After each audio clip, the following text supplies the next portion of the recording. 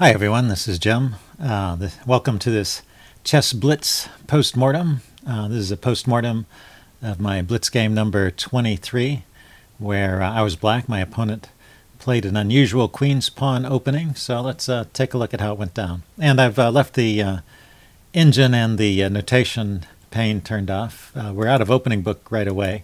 There's only one sidelight here, I guess, as far as opening theory goes. The most common move here I'll go ahead and put it on the board, is knight to f6, and white's reply is bishop to g5, and this is known as the Richter-Veresov attack.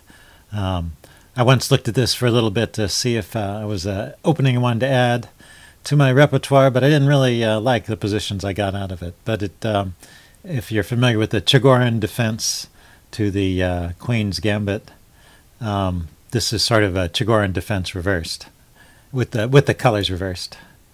So let's go back. So I didn't really remember any of that during the game. I just played g6 here,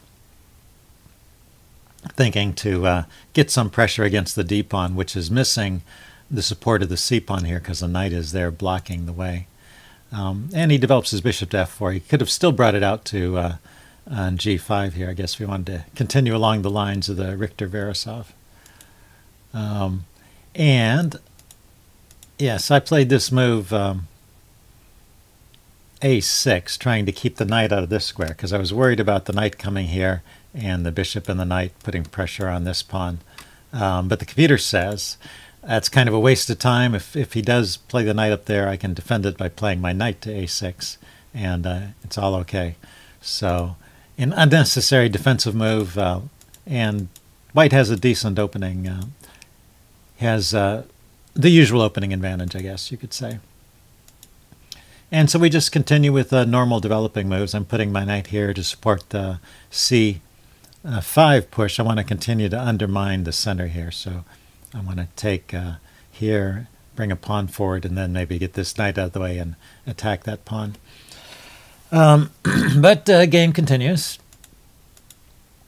There goes c5, and he just exchanges right away. This maybe was a mistake and gives black an easy game after this. So up until this point, I would say white had the advantage in the opening, and then after this, it's pretty much black is equalized.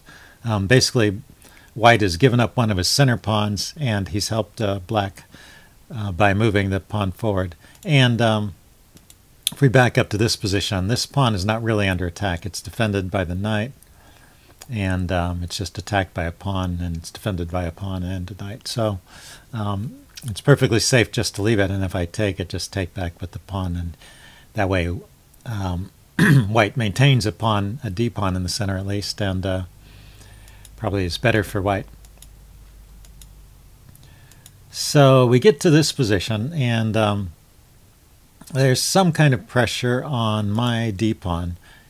I had to be careful in calculating all of this, that after he takes, he's unveiling an attack against my d pawn, but when I take back with my knight, I'm unveiling a support. So it has two defenders and two attackers, so I can maintain it there.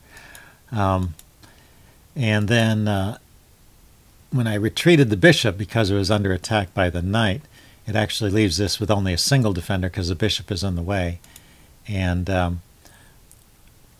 white tries to take advantage of that by putting another attacker on my d pawn here. And I happen to notice something, which is something you should always keep an eye out for in your games, which is whenever there's two of your opponent's pieces that are one square apart like this, I'm talking about the bishop here, let's erase that, and the knight here, there's one square between them, they're on the same row, in fact they're on the fourth row. There's always the opportunity for this fork move. So I was thinking, well, I could play this and fork those two pieces, except the bishop can just take it. So how about if I play my rook over? Now, when your opponent makes a mysterious rook move like this and leaves a pawn hanging, you have to stop and ask yourself, is it really safe to take that pawn? Now, you could assume that your opponent just made a mistake and you're just going to punish him by taking that pawn, but sometimes it's better, and particularly as you play against stronger players, to think, Well, maybe he did that for a reason. Is there something else going on that I should be looking at? Now, I'm not saying you should be afraid to take that pawn. If it's a hanging pawn, you don't see any reason not to take it, you don't see any tactic, then go ahead and take it. But in this case, I think if you were to look around and say, is there a danger lurking in this position that I should be aware of, you might notice that I'm now threatening to fork these two pieces. So that's your alertness lesson for today. Got to stay alert to these tactics. And now, the second question that White has to ask himself is, okay, he's going to lose a piece as a result of this tactic, but what's the best way he can play it? How can he get the most bang for his buck? And basically, you're going to gather, you've already picked up one pawn for the piece, you're going to pick up another one. The interesting thing is there's also pressure on a third pawn in this position. If you look at it, the bishop is sort of indirectly attacking my b7 pawn, and the only defender is this knight. So the computer has a very interesting idea here. It says the best way for White to defend. Well, before I tell you, why don't I give you a few seconds to think about it. The move that was actually played was knight takes f6. I already showed you that. So can you think of another move that might be a better move than knight takes f6?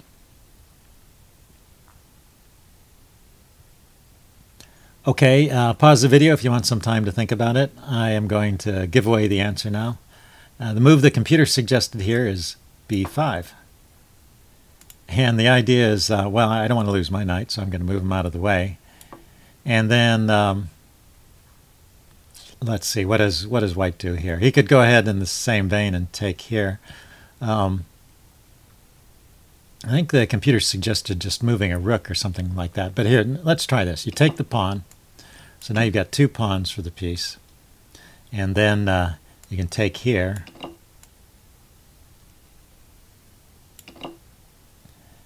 And then you can grab here. So you've got three pawns for that piece.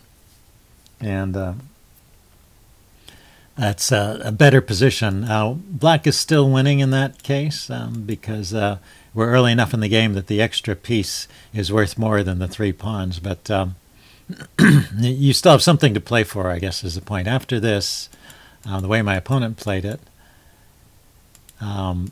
with knight takes f6, then Black has a pretty strong advantage here. I took with the bishop, and then he retreated the knight, so that left me with the option of taking the bishop, which I went ahead and did, and then he came back with a knight. I guess the computer slightly preferred saving the bishop and having me take the knight, but not a whole lot of difference there. So we go on developing for a little while, and trading queens probably helps me. It's not that it changes the position all that much, it just makes my task a little bit easier. There's less margin for error now for me.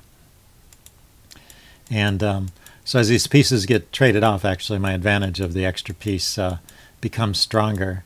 And we get into this endgame where I have a bishop, and just an extra bishop. So I just have to put my pawns on dark squares so his bishop can't attack them, and then use my extra bishop to mop up his pawns. So I first create some weaknesses over here so I can clean up these pawns on the queen side, which he had an extra pawn over there, so that might have become a threat. When he plays this move, that's a mistake because I can just take it. But I would be able to eventually round that pawn up anyway, because I can move these pawns onto dark squares and then come over here with my king and capture it. So the computer doesn't even rate that as a particularly bad mistake. That pawn's a goner anyway, basically. So now I put these pawns on dark squares, and I just need to get my bishop to a position where it blockades all these pawns. And basically, the strategy is just to run White out of moves at this point. So if any of these pawns move, well, the pawns are all blockaded now. I'm going to move my king around, though, and this pawn might move. But any pawn moves will just lose material. So he's limited now to moving his king and his bishop. And this last move was a definite mistake. I hope give you all a few seconds to see if you can spot the right response for Black here. Okay, if you don't see it, pause the video and look at it. You should be able to find this one.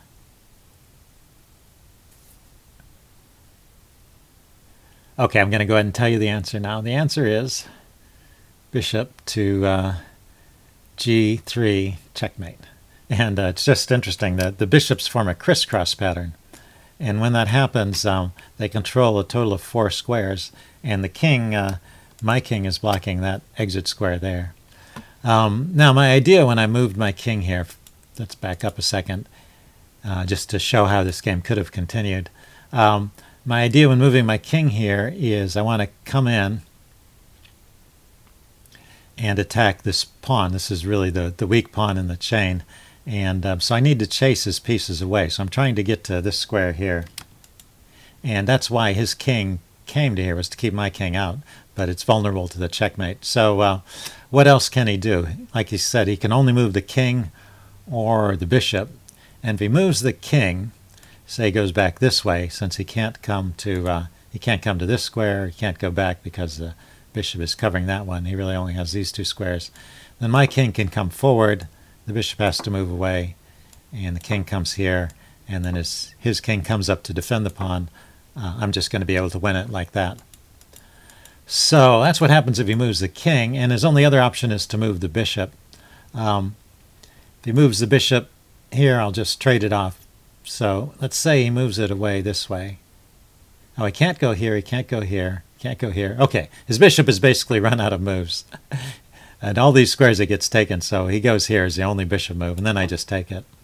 And when the king takes back, then I can use my extra mobility here to zugzwang his king, force his king back.